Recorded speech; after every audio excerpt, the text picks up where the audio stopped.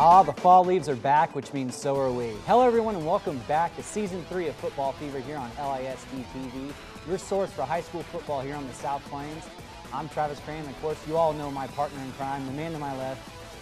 I'm going to save the nickname for next time. George Watson of the Lubbock Avalanche-Journal. George, how's your summer been, man? It was good. It was short and long at the same time. Got to do a lot of good stuff. Got to go to the World Series in Omaha and then just kind of chilled out and avoided. It's funny. You think about the summer through all the rain we had early in the summer and then the heat in August. And it's like God said, yeah, football season's here, and he comes through and brings the cold front and cools everything down. The leaves are starting to fall, so yeah, it's definitely football season for me. And of course, it feels like new is the key word around, especially Lubbock, having Tommy Tuberville at Texas Tech. You have all the new changes to the different district realignments, and we're in that kind of year where everything's shifted. We no longer have the huge 10-team district in 2-5A. It's now been split up between Amarillo and the Lubbock schools, with San Angelo, of course, and then Midland and Odessa going off to their own. So let's start there with District 2-5A. And of course, the teams in that one: Amarillo, Tascosa, Coronado, Monterey, Lubbock High, and San Angelo Central.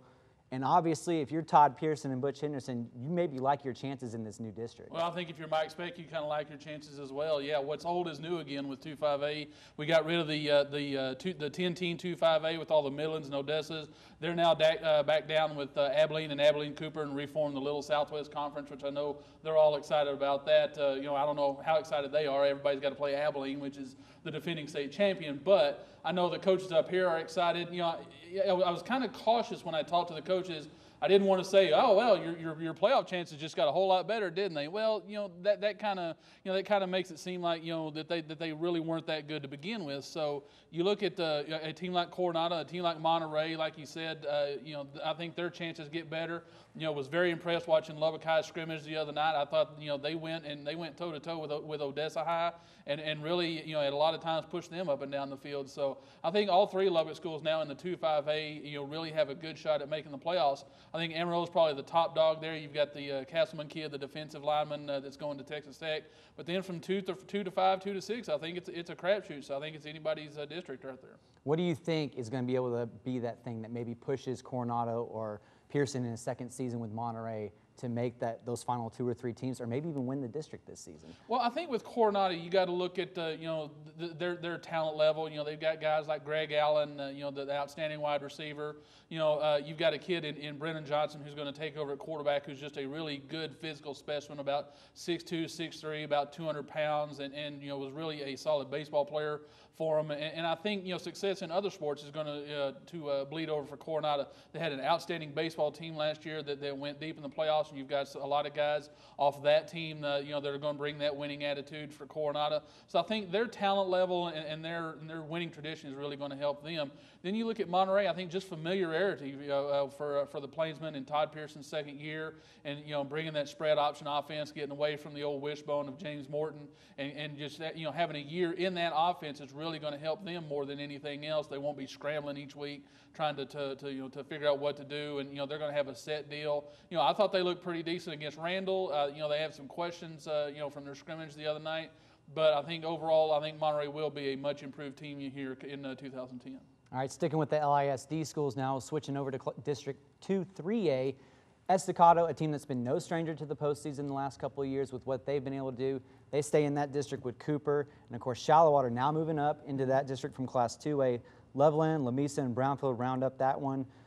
We look at the cover, and, of course, you mentioned it right before, the cover of Football Fever from the Avalanche-Journal. John Wyndham on the cover of that with his new football facility, staring up at the sky. And like you said, probably praying that he doesn't have any injuries this season. Yeah. But he's already got one. He's already had one.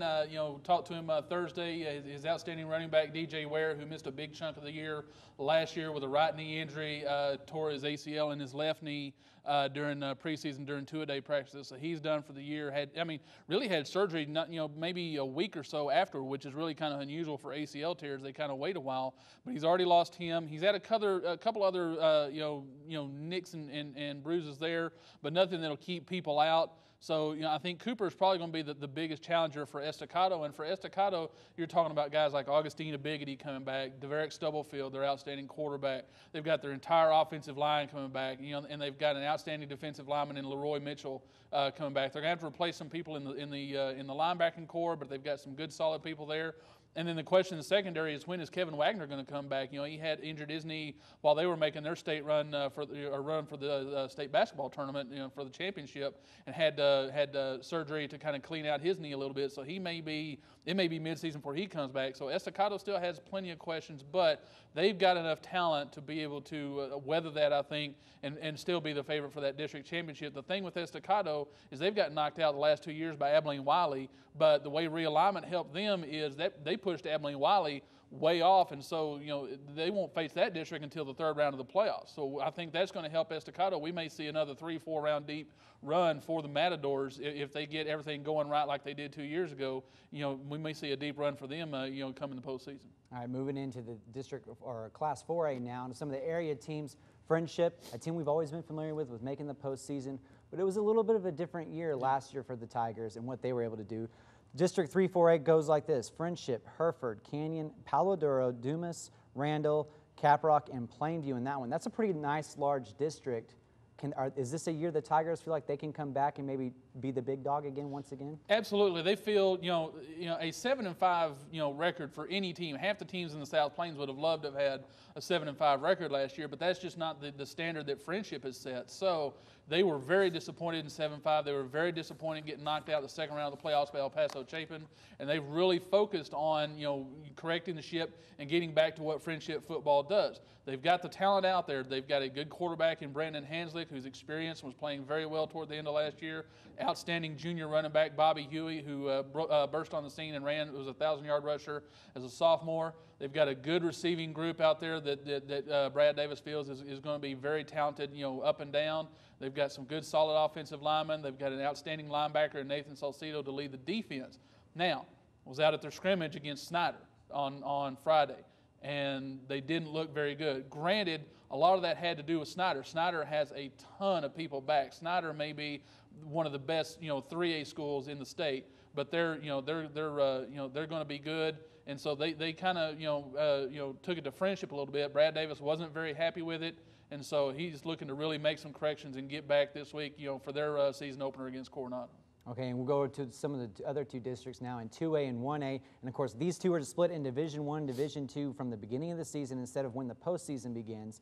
Littlefield, Bushland, Muleshoe, River Road, Friona, Roosevelt, Childress, and Slayton. That's one heck of a district in 1-2A Division I. And then over in 3-1A Division I, New Deal, Sundown, Olton, Hale Center, and Tohoku. Of course, I know you like that one because obviously the Lions from New Deal could be one of the most talented teams from this area that could make that state Final Four. Absolutely. New Deal lost just one, basically one starter off their entire starting 22 from last year, and Stephen Bryant, who's now at TCU. But they feel they're going to come back and just be, this may be one of the best New Deal teams to ever come through.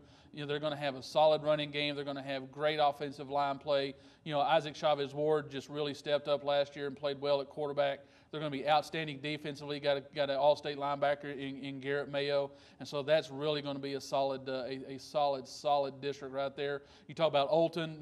They lost Bobby Wayne Workman last year, moving Pecos Martin into quarterback this year. They're going to be a little different. They're going to kind of be a little spread option running instead of throwing so much. And then you've got a Health Center group. I think they're feeling a little underrated. They were not happy being picked fourth in that district, and I think they're going to have a little bit of chip on their shoulder. And then you've got Sundown kind of moving into that district with a new coach. Chad Terry is now over at Anson, which is north of Abilene. Former assistant Jerry Palmore's taken over, and he's really kind of getting back into Sundown football the way they've been the last couple of years. So that's going to be a very, very competitive district, I believe. All right, when we come back, we'll take a look at some of the construction changes around the area, and we'll also get some of Georgia's ideas on who should be the teams and players to watch this next season. Don't go anywhere.